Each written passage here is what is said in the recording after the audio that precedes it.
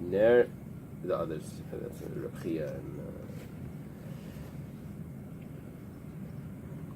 Ner shekavsa, if a candle goes out of the menorah, when was the menorah lit? By night or by day? It's machlekes. Rashi over here says it was by night. So, if it goes out in the middle of the night, nidashen hashemen, nidashen hapsila. You see, the oil shouldn't be a problem. The wick was already scorched and burnt. So we're not going to redo that. We're not going to use it. It's already been used once. It's like a used wick. So you would need to remove the wick, but because you need to remove the wick, you need to remove the oil also. You have to start it over. You have to clean out the whole thing and start over, fresh. Kate said, what would he do? You would have to clean it out and put in new oil and relight it. Yosef Rab Zrika, v'kami bayile. Rab Zrika was sitting, he had a question. And when you add oil in, kami the rishayna or kamay shachasera? Do you add in the original amount or where it was up to? So it doesn't burn longer than the rest, yeah. Amar Rabbi Yirmiyah, pshita de kami the rishayna.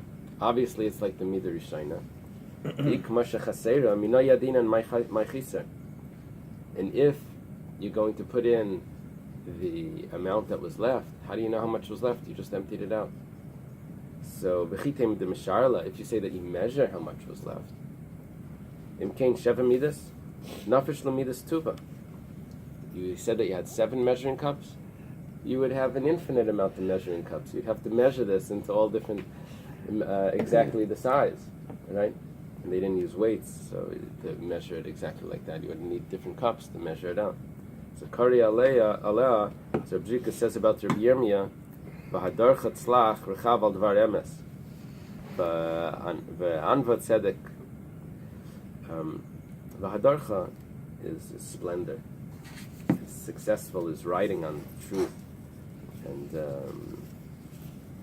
shows righteousness. It's a pasuk in Tehillim, but he's learning it that V'hadarcha is, he's learning it as chidud. Where's this Rashi here? He changes it to a ches. Chidudcha means your sharpness is successful. It's based on the Gemara.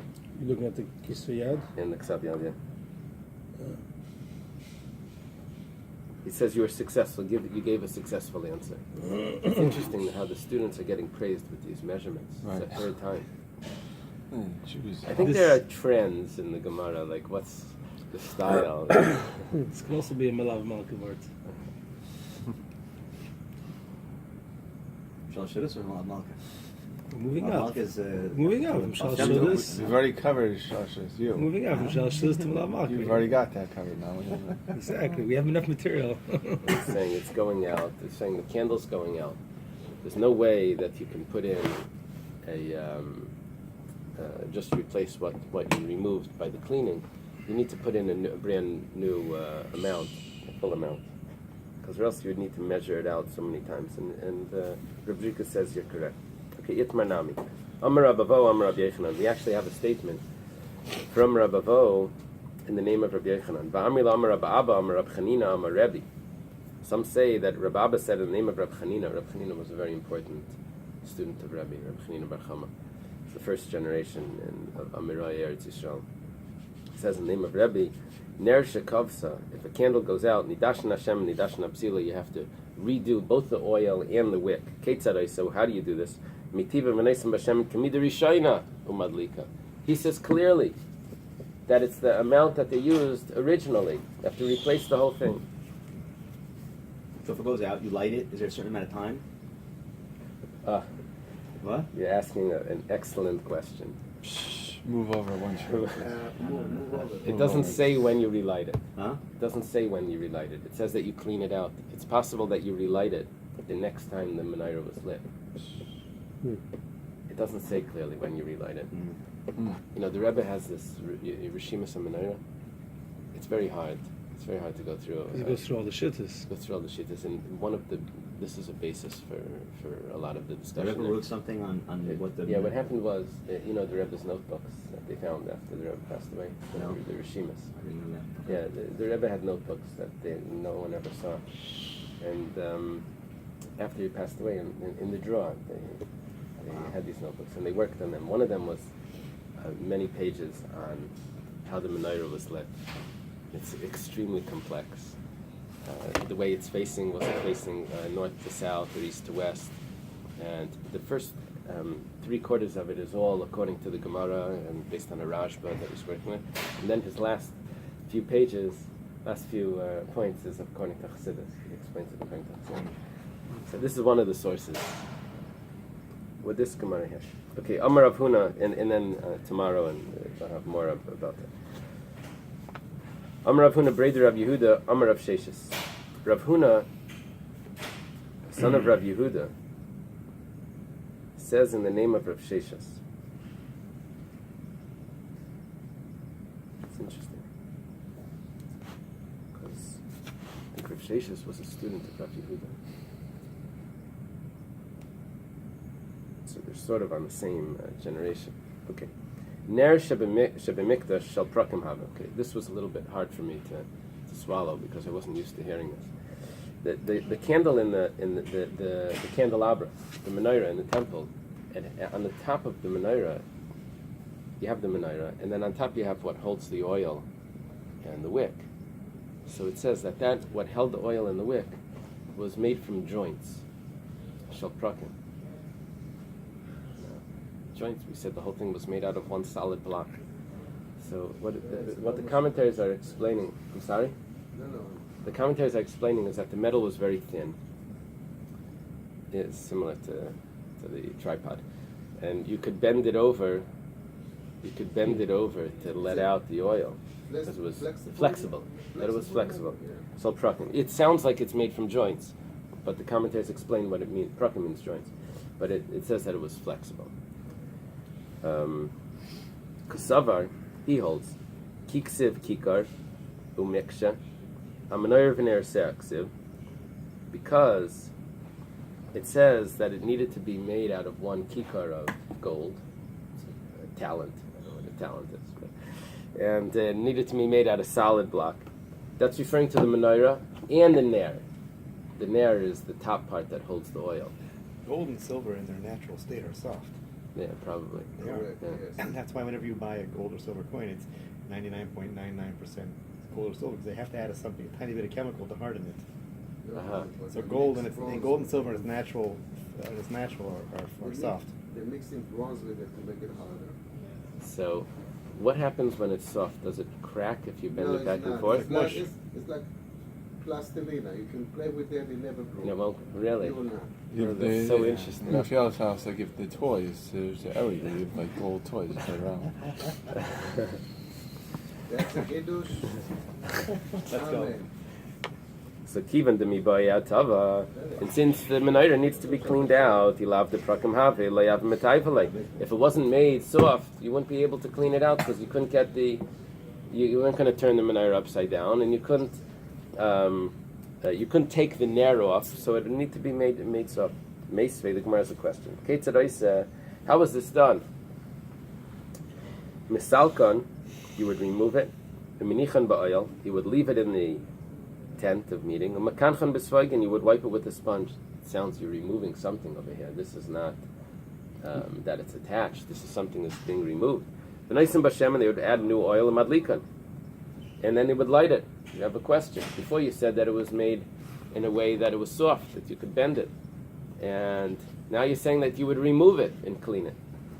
So Hudamar ki aitana. This is going according to a different opinion. The Tanya was taught in a brayso. Chacham say they would not move it. Mechlal, they wouldn't move it. The boilela zuze. That means they wouldn't move it. Means that they were able to remove it. The boy, if they want to, I'm sorry. The boilela zuze, that they could have. The boilela zuze matzimazile. Thank you. That if they wanted to remove it, they were able to remove it. Matzi able. Elaima, rather we should read it differently. Loi haisa zazmim kaima. it was not moved from its place. Not how you love. How says. Right. That means more that it wasn't able to be moved. Statement. Okay, so now if it's not able to be moved, so then that would go with the opinion that we had before, That's that not the leprakim. ner couldn't be taken. No, that it could be leprakim, but I couldn't take it off. Leprakim it still could be. I would bend it down. Man chachamim. Who is the sages that say this? Rabbi Lazar who? What's the dalet? Yeah. Rabbi Lazar bar Tzaddik. It's supposed to be Rabbi Lazar bar Tzaddik. The Tanya was a start in a Bais. Rabbi Lazar bar Tzaddik. Rabbi Lazar bar Tzaddik says. There was a plate of gold on the top. You see, the candle, there was a picture. They have the picture here, but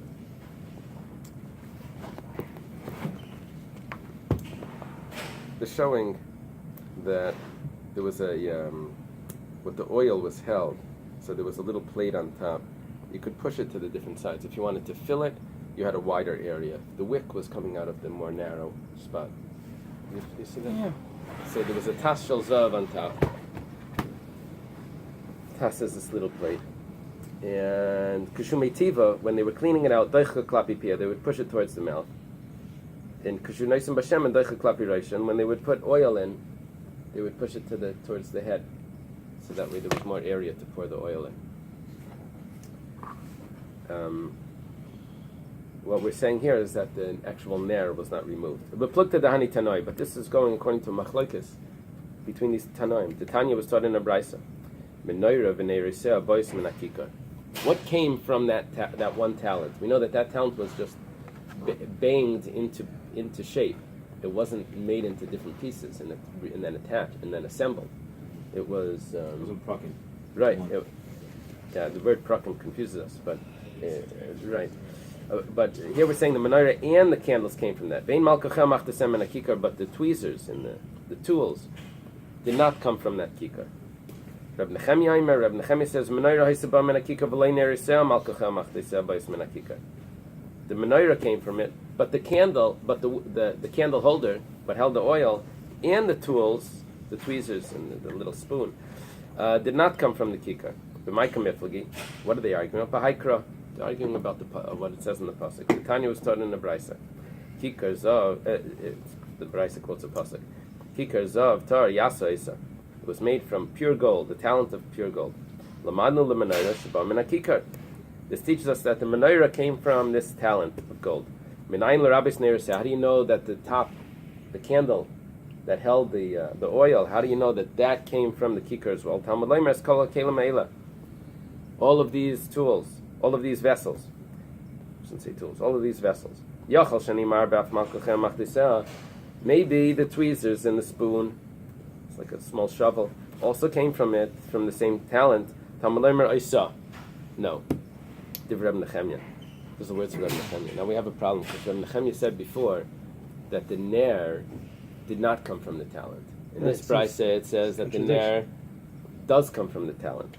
So kasha Rabbi Menachem and Rabbi Menachem. The contradiction. Rabbi Menachem is saying two different things.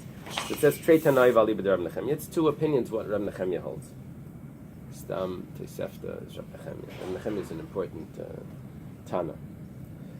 Rabbi Yeshua ben Karcha Aimer. Rabbi Yeshua ben Karcha says this is possibly Rabbi Akiva's son. According to What's karcha then? Karcha means bald, and Rabbi Akiva was called Kareach. You told us. Yeah. Okay. But what? But that's how they refer to him. No. Instead of saying Rabbi Bald. Akiva. Bald. Yeah. What was the reason you said? Why did you show on yourself? יהושע בן קרחה, זה הבן של רבי עקיבא. Oh, thank you. Yeah, some say that. Yeah. So why? Because he was bald. Yes. Okay. Rabbi Yeshua ben Karcha says, "Menorah ba min hakikar, ve'in malkachem achdiseh v'nerseh ba min hakikar." He says that the ner doesn't come from the talent. The candle doesn't come. That means you could take it off and just clean it by just removing it. Not like we have with the glass cups that we put into our menorahs, that we don't have to get the whole thing all oily. You just take it out and you clean that. We have a pasuk that says all of these vessels. So you kelim shel zav. It just means that it wasn't glass or something else. It was made out of gold. Zav. You want to tell me that it's made out of gold? That it says clearly. Is Kol HaKelim Eila is telling me that? It says, Vasisas Nerseh Shiva, Vehelas Nerseh, Veher Al Eber Panah, Malkochel Machdiseh Zavtar. Even the tweezers was gold. Everything was gold. Leinitzchel Lepianer. So wants to tell me the upper top where the wick was sticking out. Salkadait Chami, and I could have thought, because right there it gets dark, it gets black, it gets charred from the fire. And the Torah is concerned about the property, the money of the Jewish people, and so therefore, so the Gemara says, and you could make it out of gold that's not as fine. Who says that it needs to be zavtar? Kamash malan. So it tells me no, it needs to be pure gold. That's soft gold. That's perfectly pure, even for that top where the wick was coming out. Let's leave it here. Is it chazak.